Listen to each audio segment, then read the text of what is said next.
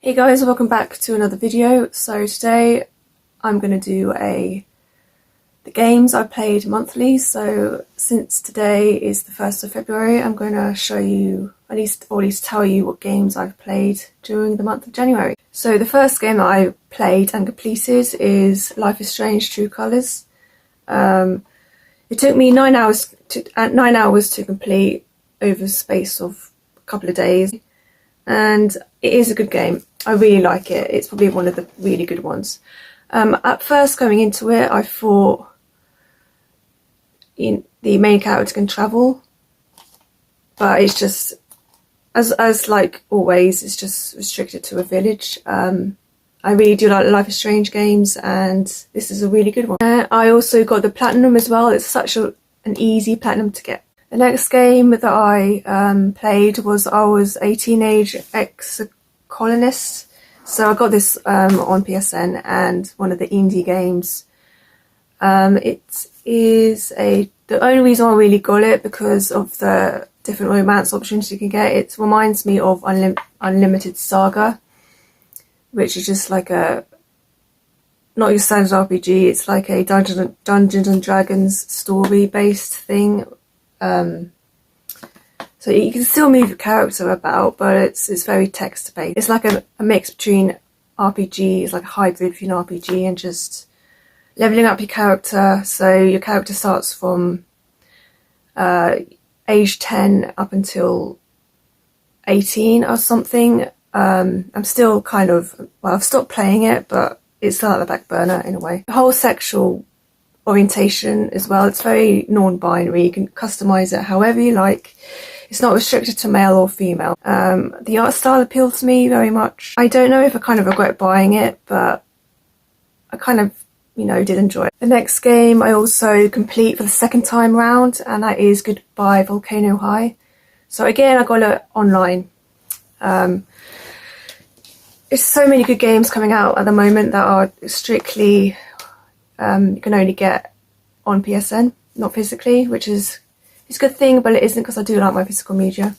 So this is like a cartoon choice game. The art style I really like because it feels like you're actually in a movie or actually watching a cartoon rather, and making choices as well. So I managed to get a few more trophies as well, which is good. And got one main romance option, which is with girl on girl, girl with girl. It's like an interactive movie, like I said, about a meteor that threatens to destroy the school and destroy everything, but in the end you don't really know if it actually hits or not. So it kind of like they're preparing for the end of the world, and the main character, her aspirations is to be a rock star. So that's where the whole rhythm thing comes into it. So you can use the controller's uses to do the rhythm stuff, which also attracted me to it. There's also a little Dungeons and Dragons kind of thing where one of the characters, it's called L&L in it, and where one of the characters devises and you can play it as well. So that is obviously predominantly text based, but yeah, I enjoyed it. I was hoping they'd do like a sequel, but the company is not a company anymore, or at least I understand of it. The next game that I almost complete is Kena. I'm at the last boss, but the boss is really hard. It's not a kid's game. I really appreciate the difficulty of it and the many facets to it. I found the archer boss the most difficult. When she gets to have to find these 4 masks, and she's up against like 4 beings, 4 spirits. The whole premise of the story attracted me as well, where she has to restore the spirits back to the afterlife, so make sure that they're calm. I've almost completed it, but the boss is just really hard. So the next game is Windstorm 2, which is the sequel to Windstorm, which is a horse game. The first one is, in a sense, is an upgrade in terms of graphics, but in another sense it's a downgrade because of the gameplay. The graphics make up for the gameplay, like the whole 3D thing, and that's why I prefer the first one. There's also no collectibles around the fields. It's a big map and it's very sparse and just kind of, there's no life in it. I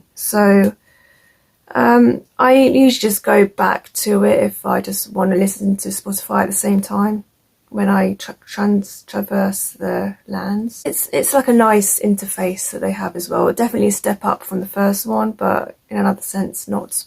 And since we're talking about Windstorm 2, I almost platinumed the first one. I just have to get the last statues, and it's so difficult to get.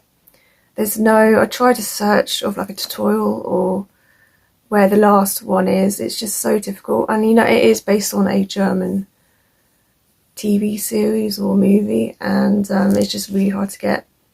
I also downloaded the winter DLC as well, and I really enjoyed it simply because obviously it's set in snow and winter is my favourite season.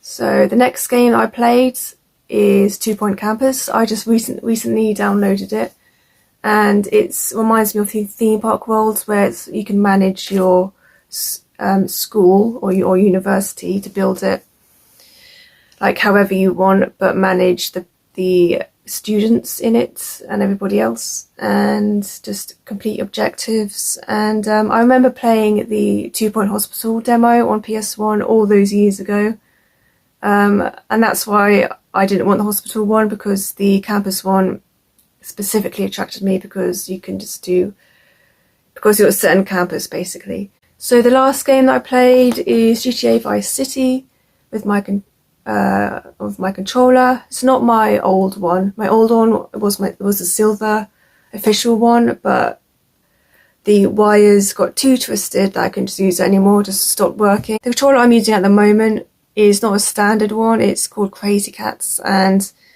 it's showing its wear. I can't really use the X button because I have to press it kind of hard to use it. And it also, I don't know if it's just this game, but I found it drifts a little bit.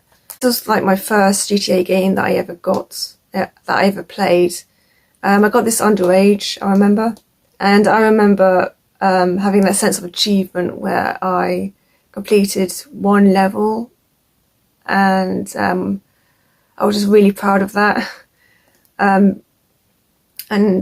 I love the soundtrack to it. The soundtrack is amazing, especially Emotion. New GTA game, which I'm sure it's going to be Vice City, and it's going to be huge, and I'm looking forward to playing that. So I guess that's like a spoiler of my anticipated games of 2025, though I'm sure probably going to be released next year.